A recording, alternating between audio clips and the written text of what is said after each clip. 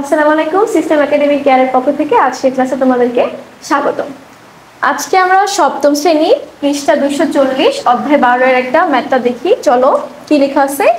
একটি সমকোণী ত্রিভুজের অতিভুজের দৈর্ঘ্য 13 মিটার, অপর বাহুদ্বয়ের দৈর্ঘ্যের অন্তর 7 মিটার।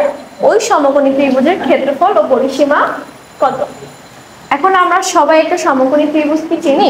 দেখো, এখানে একটা সমকোণী ত্রিভুজ আঁকা আছে। সমকোণী ত্রিভুজ কি?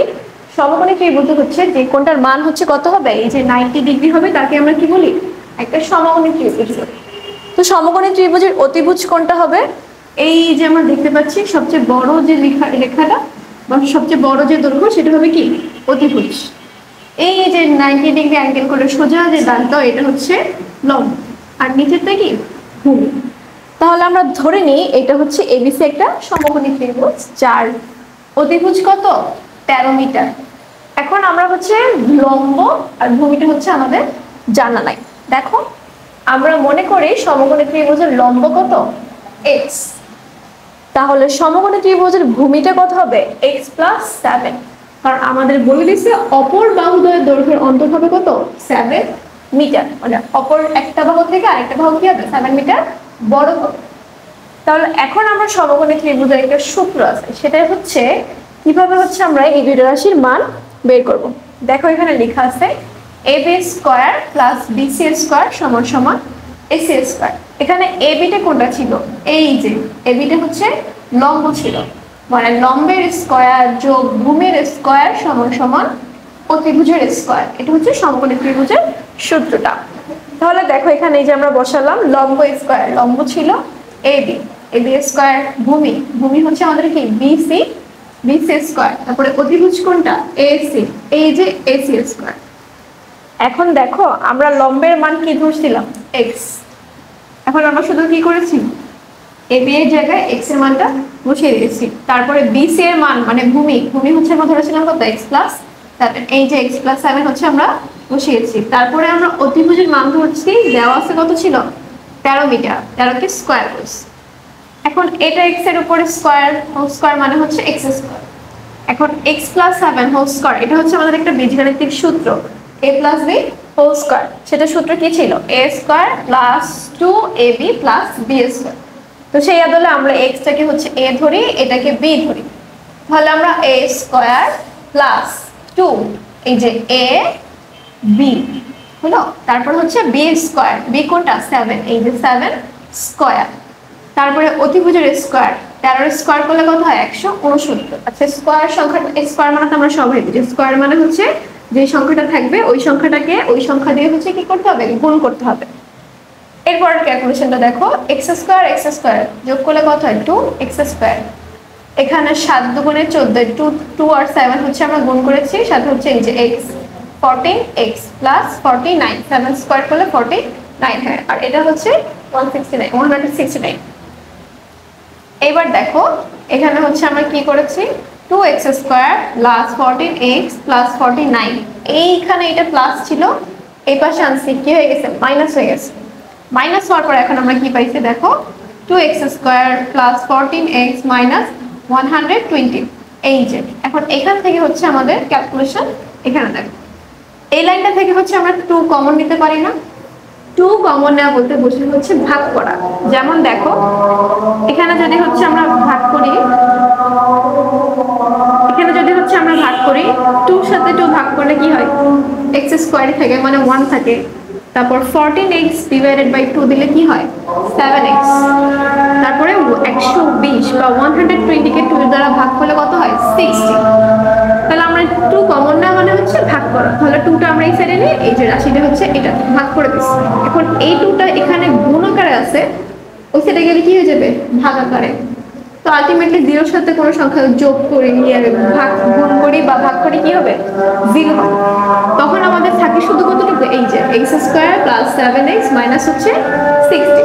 এখন আমরা কি মিডল টার্ম ফ্যাক্টর যেটাকে বলে বা উৎপাদকীয় বিশ্লেষণ, ওটা কি আমরা করছি? করলে দেখো, আমরা কি জানি যে মিডল টার্ম ফ্যাক্টর কিভাবে করতে হয়? এই কোণার দুটো সংখ্যা হচ্ছে কি করতে হয়?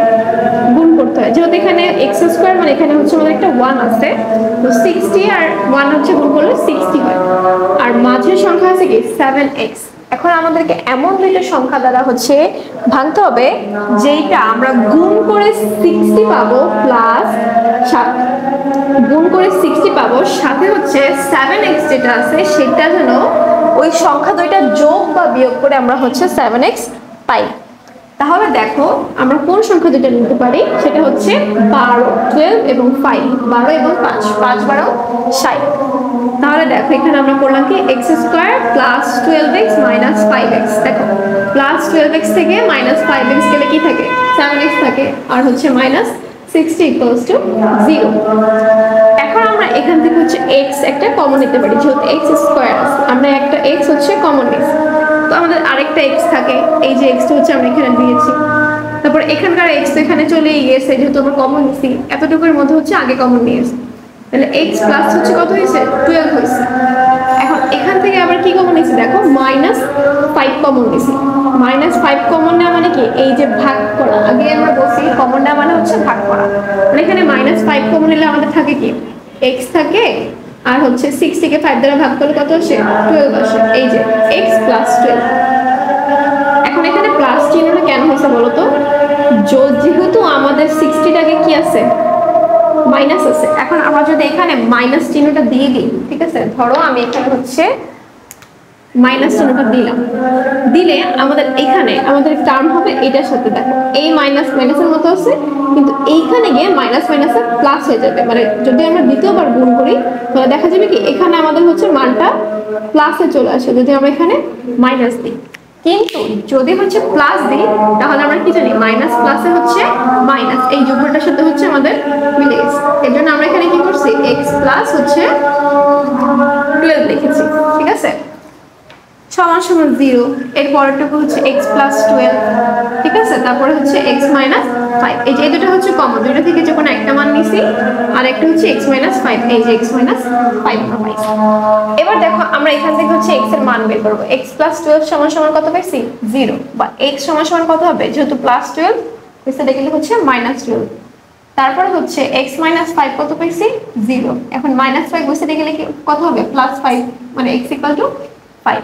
কিন্তু আমাদের কি দেখো 12 আছে, যেহেতু আমরা একটা দৈর্ঘ্য বের করব বা কোনো কিছু একটা একটা সংখ্যা বের করবো, সেক্ষেত্রে হচ্ছে আমাদের ঋণাত্মক মান আমরা গ্রহণযোগ্য নিব না, বা ঋণাত্মক মান হচ্ছে আমাদের গ্রহণযোগ্য নয়। এখন দেখো তাইলে আমরা আলটিমেটলি x এর মান কত পাইলাম, 5।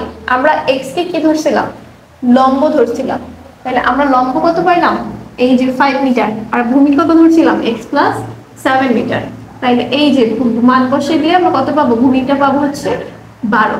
এখন ত্রিভুজের ক্ষেত্রফলের সূত্র কি, হাফ ইন্টু ভূমি ইন্টু উচ্চতা, মানে হাফ গুণ ভূমি গুণ উচ্চতা। এখন দেখো আমরা হচ্ছে হাফ পাইছি, এখন ভূমি এখানে কত, 12, মানে এই যে ভূমিটা আমাদের ঠিক আছে, আর এই উচ্চতাটা হচ্ছে এই যে এইটা, এখানে যেটা আমরা লম্ব ধরে বের করছি সেটাই হচ্ছে আমাদের উচ্চতা। তাহলে আমরা বসাই হাফ ইন্টু 12 ইন্টু 5, তাহলে এখান থেকে হচ্ছে কাটাকাটি করে কত, 2 কে 12 দ্বারা কাটাকাটি মানে হচ্ছে কি আরেক ধরনের ভাগ, তাহলে আমরা হচ্ছে ভাগ করি, 2 কে 12 দ্বারা ভাগ করলে 6, 5 6 30, 30 মিটার। আরেকটা বলছে কি পরিসীমা বের করতে, পরিসীমাটা কি, এই যে এখানে ত্রিভুজের পরিসীমা হবে, তোমরা হচ্ছে লিখে নিও একটু যে ত্রিভুজের পরিসীমা,